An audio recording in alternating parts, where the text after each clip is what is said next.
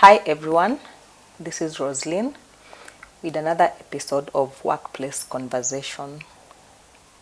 Hope you are enjoying each episode that we bring, and with each episode we are having change at the workplace, and we are enjoying the workplace more and more every day. So there is this common mantra that a safe workplace is a happy workplace. So recently, if you check my socials, I posted a video where we were peacefully working in the office and a tear gas was lobbied in our office and we almost suffocated to death because the canister had a lot of smoke. Like everywhere in the office was smoke, and this is a true story, by the way. We almost suffocated to death. Well, guys, I've never spoken against this government. In fact, I've been praying for them. But today, they just lobbied tear gas in our office. We were just working peacefully, and then they lobbied tear gas in our office. We are suffocating. Oh my God, people have fainted. I almost thought I'm dying. Government, I've never said it, but I government with a passion, because today I saw death with my eyes. We are still suffocating from the tear gas that was lobbied in our office. Death. And we also had another story recently where the principal magistrate of Madaraka Law Courts, Honorable Monica Kivuti, was shot in court while reading a judgment. So it makes me wonder, how safe are we even as we work? How safe are we at the workplace even as we dispense our duties? And today, to help us discuss this issue, we have the lovely Pauline Njiru. Welcome. Thank you, Rosalie. So, Pauline, how safe are you even as you work at your office? How safe are you? Well, I thought I was safe at work until I saw your video. Please don't start laughing. I knew. I always thought when there's mandamano, we are safe in the office. We are safely tucked in the office until I saw your video, and actually that thing, in as much as it was funny, Wow. actually I dying didn't. is funny. No, it was a mixture of you. At first, I thought you were laughing or you're fueling your normal controversy. Until now, I watched the entire video and I saw, wow, this was serious. Yeah, in that still need. Also, no COVID. COVID came, found us at work. There are people who got infections at work, and no. There are people who died. There are people who died. You know, if they were not at work at that time, probably they couldn't have contracted the infection. So yeah, it's something that we really need to think about. Not just thinking about, probably some action and ensuring that all is well at the workplace. Otherwise, I am very sorry. Pole sana, Rosalie. I hope you have recovered. So it left people, a lady who is really traumatized, even up to date. She never comes to the office on Tuesdays and Thursdays because of the same. So it begets the question, who is responsible for safety at the workplace? Is it the employer? Is it the employee? Who is responsible for this safety at the workplace? You know, you see, when we get to our offices mostly, you will always find a police officer, administration police officer, pale, at the, there's some places you find them at the reception, wengine pale chini kwa lifts, in your head, what comes to your head at that time is that this place is safe, it's well guarded, and probably there's these other security teams. You always think that this place is safe until something happens. So, in as much as you're saying, there are others who seem like they are more safer. They are safer than the rest. I think the issue of security, it's much deeper than that. Because you see now, even the issue of the tear gas being launched to your office, that is one aspect of security and safety, apparently. We could consider that as an environment-based. But now in there are so many other things. There's so many other aspects of safety and security. Yeah, it's not, from where I'm sitting, I feel like it's not very well defined. For example, in an office, you can request for a chair, a proper chair for your back, like every other requisition that ever comes. In any procurement plan, your request is ever there.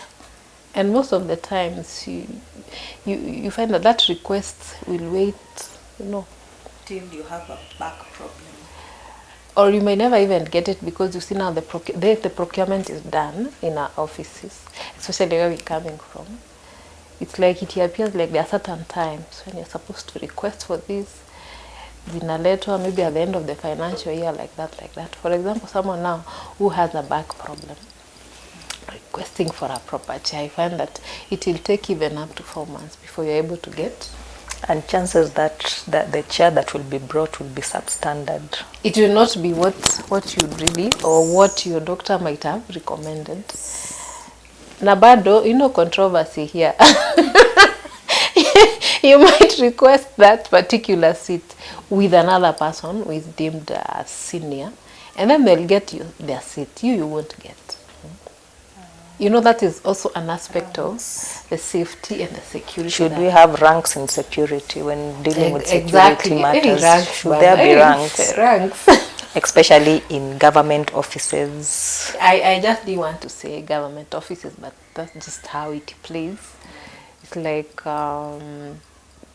just like you were saying, a principal, I do not want to keep mentioning that particular issue because it was a sad event, but it would be assumed that person of a higher job group is much more secure and safe.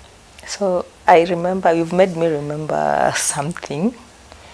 There's this time we had gone for a team building workshop in Mombasa. We were all put in a nice hotel, in White Sands Hotel, everybody, board members, staff, senior staff, lower cadre staff. So we were all put in the same conference room. Yes. But now the organizer of the event, I don't know what she was thinking because it was in 2021 when COVID was still COVID. So it was a lady. She bought all the board members masks and the rest of us were not given masks. So I kept wondering.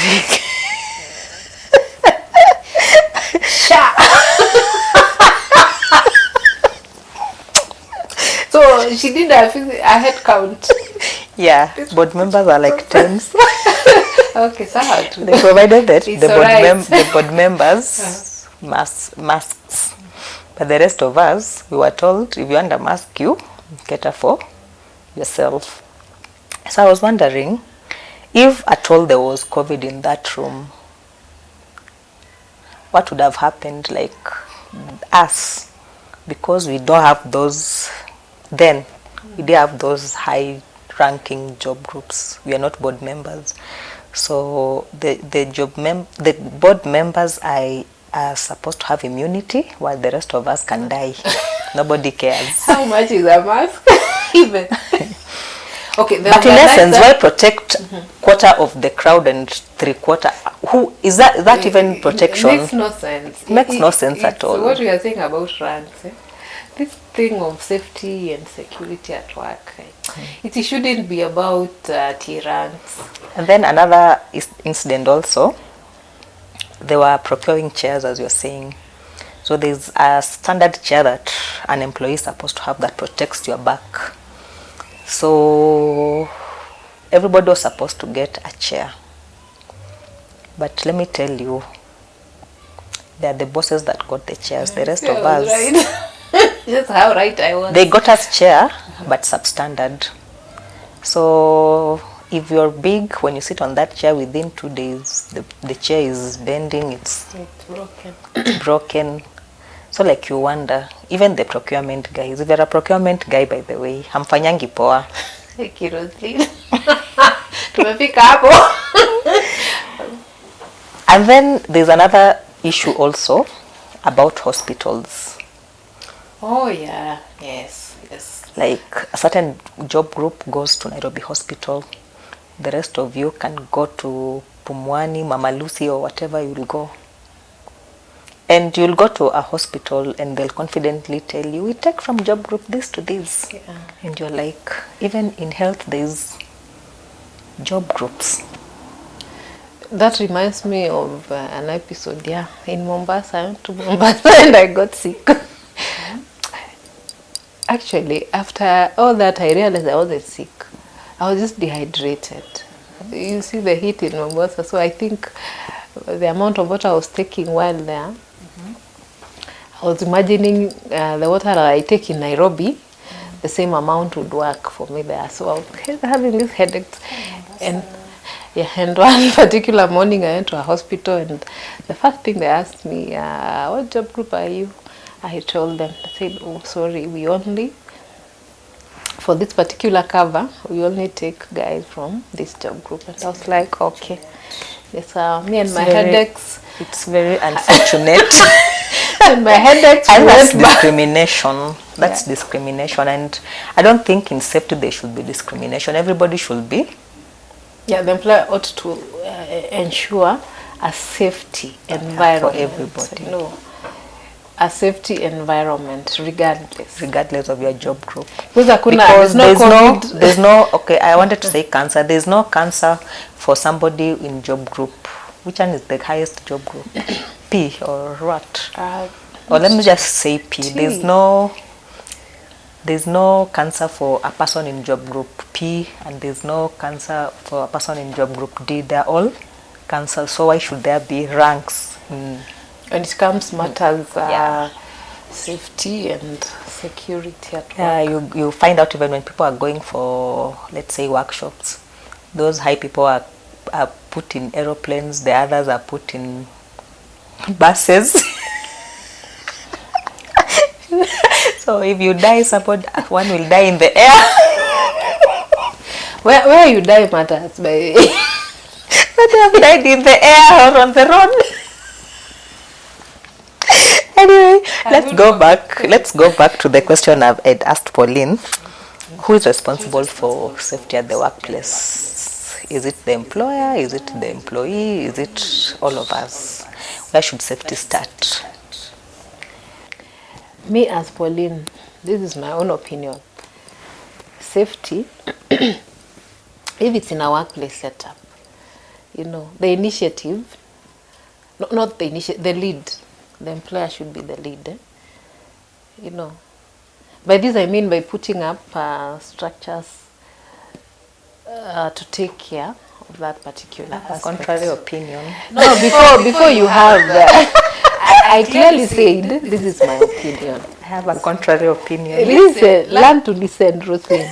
I am saying, according to me, the employer, now in a workplace setup, I think that's why in a workplace there are structures in place, there are levels of reporting, their authority levels are supposed to be like that. So the employer sits at the lead layer. Now, ensuring things like policies, regulations, implementation of the same policies, and basically laying the infrastructure for that for the aspect of security and safety at the workplace. Then the next, that's why I'm telling you to gojea kwanza. Me as Pauline, again, I also have a duty over my own safety, you know. It is my duty. For example, the psychological aspect. You know, the safety and security, again, it has all these biological, environment, it's psychosocial. Yeah. Me as Pauline, for example, have a duty to promote wellness. I have a duty to say no to gossip, for example. I have a duty to stop fueling toxicity, you know. So it is the employer, yes, as far as structures, policies, and everything about implementation. The employer is supposed to be the lead. But also, I also have a big part to play. Yes. So I was saying I have a contrary opinion, because I always believe safety should begin with me and you. For example, the incident I've given about half of the board members being given masks and half of the rest of us not being given masks. How much is a mask? You asked how much is a mask. It's 20 shillings, I believe. So instead of waiting for COVID to catch you because you have not been given a mask, why not just buy a mask for yourself? See, you have protected yourself. Okay, if for example, sometimes you're put in an office where this thing of inaitwangaje ya kupeana internet, kile kitu kikubwa kinangurumanga, the server, you've been given an office next to that thing. Why are you talking about me? You know, in my previous office, actually. You are sitting next to us. In my previous office, actually, my seat was here. And server was this. It never used to affect you? Okay. I was just looking at it and I'm like, and you know, even the space was very small. Like now, that was the only place, the only space that was available for me to sit. So like in that workstation, you see, everybody has their own position. So that particular position was the only place I could sit at that time. So I was saying, like, if you're in such a position as yours and you're given a seat, a working station next to the server machine, you can always raise the issue, say like you're not comfortable sitting there, because thinking traditionally, that thing can be nyonyaing your blood. I don't know, Mimi. Actually, there's a particular colleague, an older man. Every morning he could come. I remember, Pauline, we hauogopi hiyo kitu. Yeah. Actually, he was saying the exact thing you're saying. Hiyo kitu inakunya. Maybe the IT guys could tell us, but okay. I didn't know how to.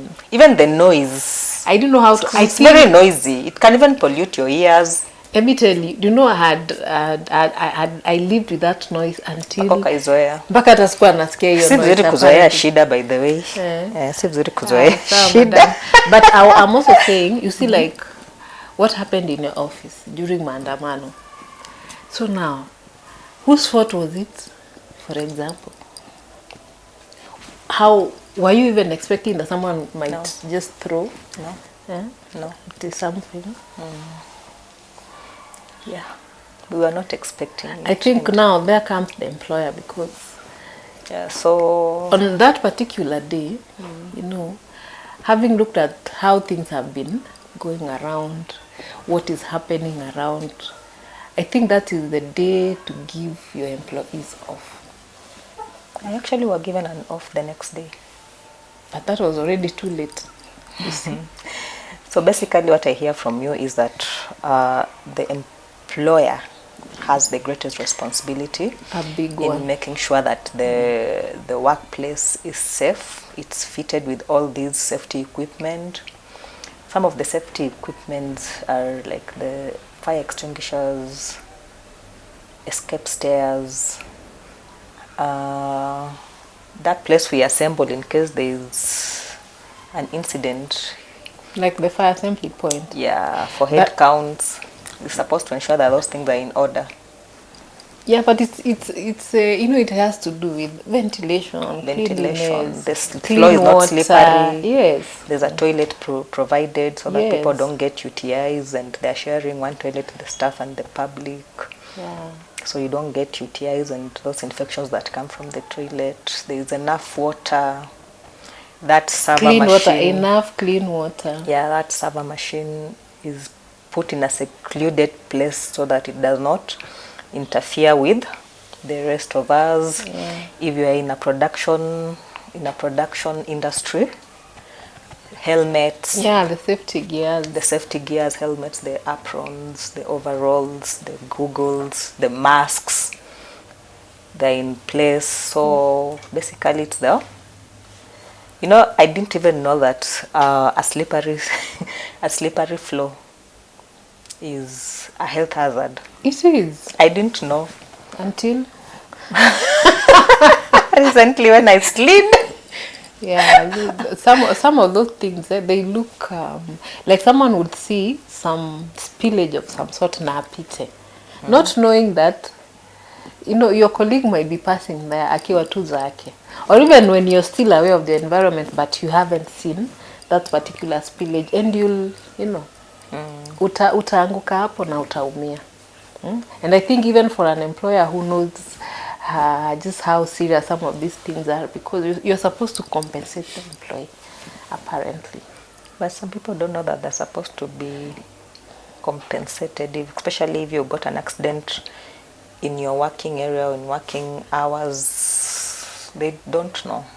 You see, now in our office, you don't just create a policy or a procedure. You're supposed to make your people aware. There should be forums where some of these things are communicated, or even that department that is charged with wellness and everything, they're supposed to make sure that the employees are aware of some of these things. And even what the act says, the compensation, the reporting procedure and everything. So an employer really has a lot to do with the security and safety. Okay, so let's now move to something else. Now we are here in the office. You know, a lot of people in the office are very ignorant. And ignorant is no defense, remember. Yeah, and ignorant is no defense. So people are sitting in environments that are not even aware of. People, you can imagine that there are some people who even don't know that in case a fire breaks, or let's say my incident at tear gas, that they're supposed to escape that room, maybe by the escape stairs, because they're supposed to be, if you are in a story building, there should be the escape route in form of stairs and such. And there are some people who don't even know that in case there is incidents of maandamanos or there are bomb blasts. I remember during I think it was 1998 when there was a bomb blast in Nairobi. Yes. People, instead of running for safety, they're actually going to the windows to look what's happening outside, and then the windows shattered in their faces. Roslyn, how old were you? How old were you? I was in Form 3. You were in Form 3? In Nairobi? Nairobi? No. Oh, okay. Okay, so. You know, it was such a big story by the way. Tulikuwa Ushago, I remember that day, it was a closing day. And guys from Nairobi, you see, walikuwa, matatu used to come to the school, you know, this maths, Nairobi maths, wanachukua the girls from Nairobi. So that day they came and they went back to the school. So we were hearing that story when ile tulifungwa shule kwamba watu wa Nairobi hiyo siku walikuja na wakarudi tena shule. There was a blast, and of course, you know, the newspapers and everything.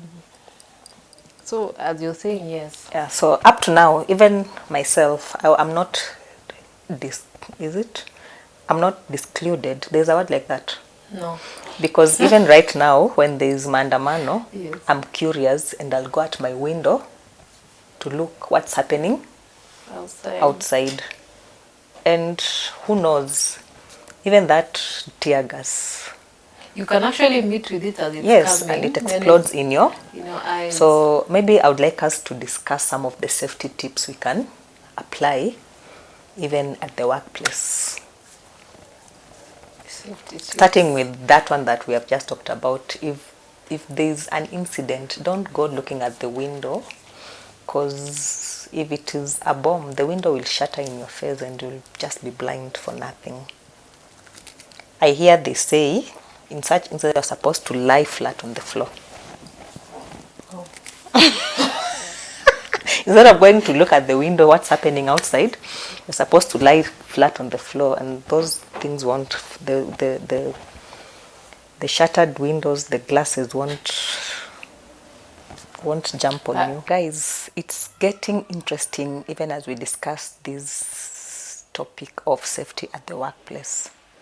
And because the temperatures are heated, we are taking a short break and we'll be back after the break.